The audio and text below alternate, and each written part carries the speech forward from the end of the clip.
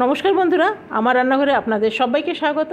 আজ আমার রান্নাঘরে বানানো হচ্ছে ডিনার রেসিপি। ডিনার রেসিপিতে আমি কি বানিয়েছি সেটাই আপনাদের সাথে শেয়ার করব। বানালাম মালাই পানির আর সেমাইয়ের পায়েস বানিয়েছি পানির দিয়ে।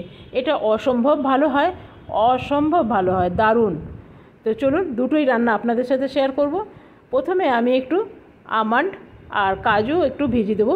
কাজু আর একটু নিয়ে নেবো, আমন্ড বেশি নেই, 4-5খানাই আছে। এই যে আরও কিছুগুলো কাজু আমি ভিজিয়ে দিয়ে দিলাম। আর এখানে দেবো একটু চারমগজ। এই যে চারমগজ, এটা অল্প দিতে হবে, দিলে ভালো লাগে, আরও ভালো হয় টেস্টটা। এখানে আমি 2-3টেই আন্দাজ মতন দিলাম, কোনো মাপ নেই, এটা কম বেশি আপনারা করতে পারবেন। দিয়ে দিলাম সামান্য জল দিয়ে একটু ভিজিয়ে রাখবো। আর কিছুক্ষণ পর ফিরে এলাম, এটা কি ভিজে গেছে, প্রায় ঘন্টা দেড়েক পর আমি ফিরে এলাম। আর কাজু এই আমন্ডগুলোর মধ্যে আমি ছালগুলো এভাবে ছাড়িয়ে নিয়েছি, তবে বেশি নেই, 4-5খানার মতনই ছিল। এই যে আরেকটা আছে মনে হয়, 5খানা ছিল। কেটে নিয়েছি পেঁয়াজ, আর এই পেঁয়াজটা আমি একটু জলে সেদ্ধ করে নেব। দিয়ে দিলাম জল,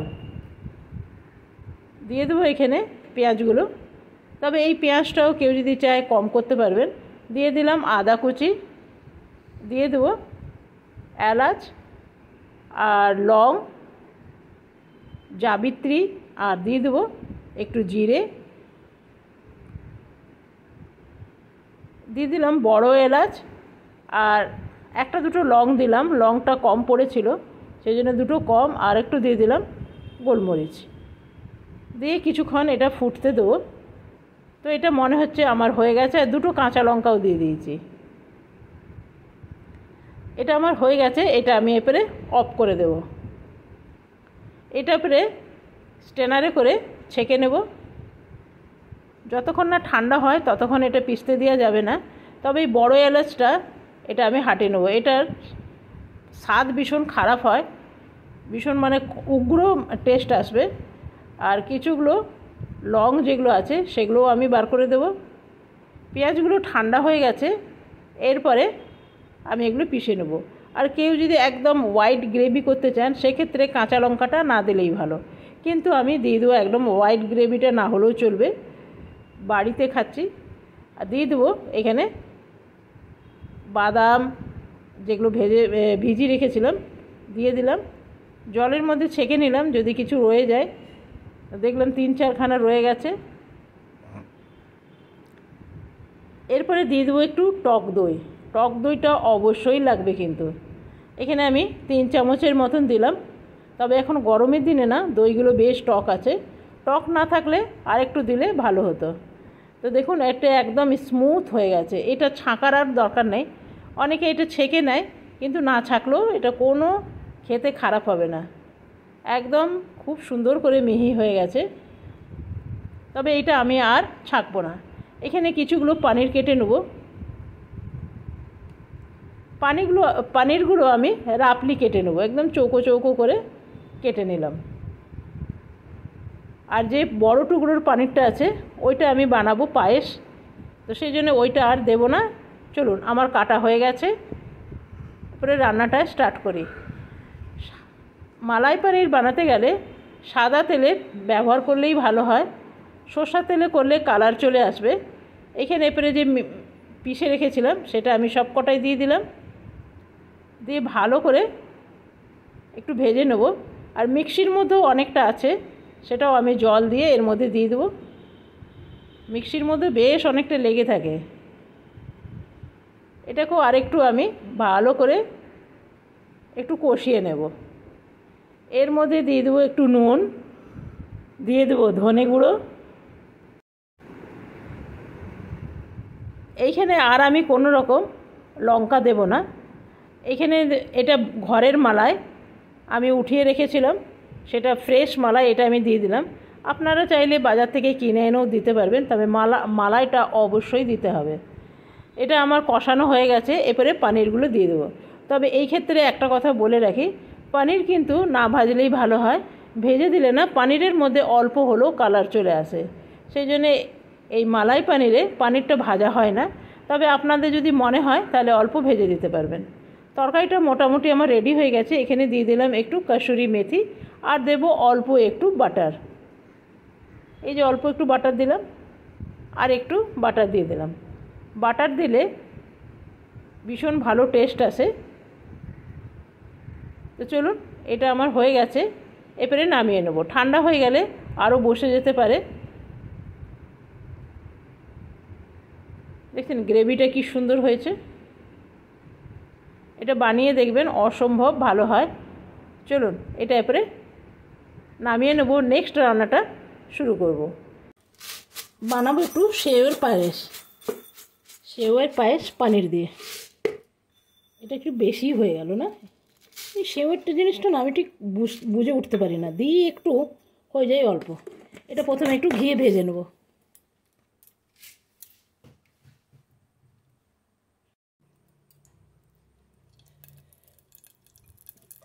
খুব সামান্য ঘি দিয়েছি, জাস্ট খালি ভাজা হবে। দিয়ে দেবো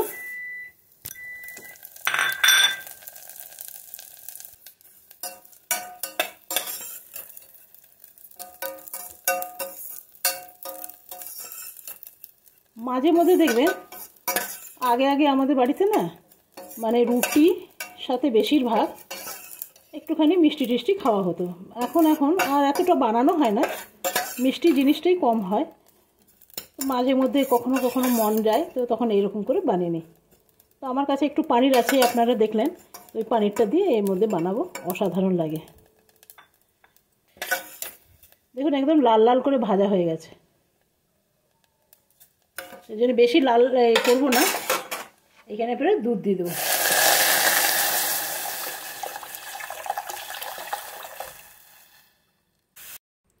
খুব সামান্য একটু কাজু দিলাম, তবে কাজুগুলো আমি কেটে দিয়েছি আর একটু ধুয়ে দিলাম। এসব জিনিস একটু ধুয়ে দিলে ভালো লাগে, কেন কোথা থেকে আসে, বাড়ির জিনিস তো না।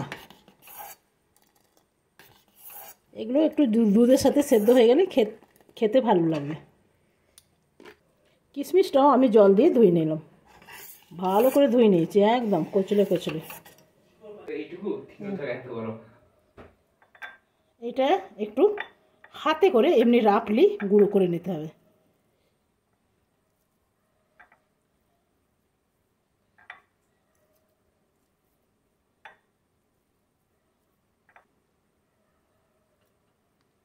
তবে বেশি দেওয়া কোনো জিনিসই যাবে না, বেশি না, মানে সামঞ্জস্য দিতে হবে।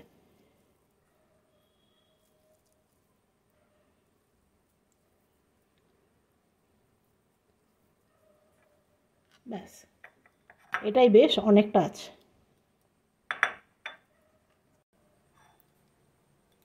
এটা এরপরে এর মধ্যে দিয়ে দেবো।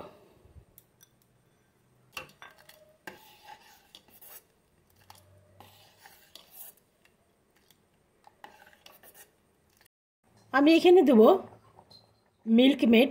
এটা অনেক দিন ধরে আমার বাড়িতে ছিলই, কিছু বানানোই হচ্ছিল না, তো সেই জন্য আজকে একটু পায়েস বানিয়ে নেবো। এটাও কাজে হয়ে যাবে, তাও এতটা আরও রয়ে যাবে।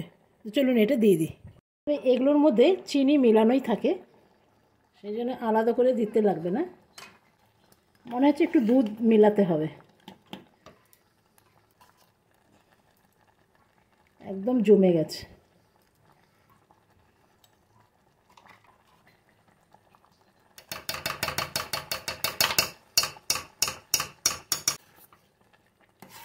এটা আসলে এটা এখন খাবার জন্য একদম পারফেক্ট, কিন্তু জানেন ঠান্ডা হয়ে গেলে বসে যাবে। এই যে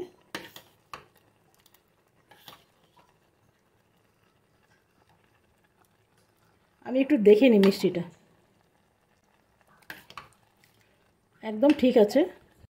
একটু ভাবছি দিয়ে দিই, এটা কিন্তু গরম দুধ, ঠান্ডা না।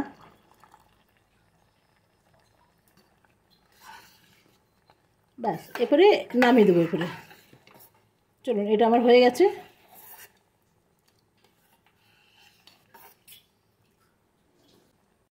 এলাচ গুঁড়োটা আমার কাছে শেষ হয়ে গেছে, ভাবছি দুটো গোটা এলাচ দিয়ে দিলাম, উঠিয়ে ফেলে দিতেও সুবিধা হবে। তো চলুন, এটা ঠান্ডা হয়ে গেলে আবার জমে যাবে। এটা আমি গ্যাসটা অফ করে দিলাম। এরপরে রুটি বানিয়ে নেবো। এগুলো একটু ঠান্ডা ঠান্ডা না হলে খেতে ভালো লাগে না, পায়েস তো গরম গরম ভালোই লাগে না।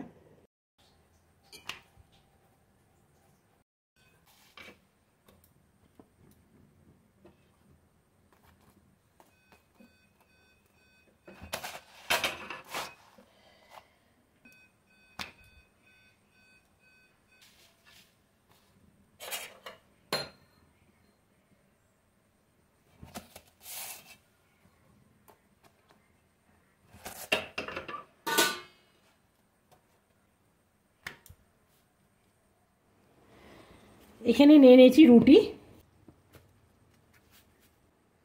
এখানে নিয়ে নেব পায়েস। এই পায়েসটা বানিয়ে দেখবেন, অসম্ভব ভালো হয়।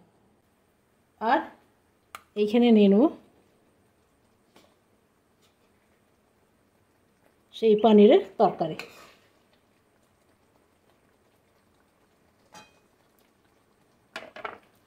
যদিও বা পায়েস আছে, ভাল লাগবে কি না জানি না, তবে আমার রুটির সাথে একটু পেঁয়াজ খেতে ভালো লাগে।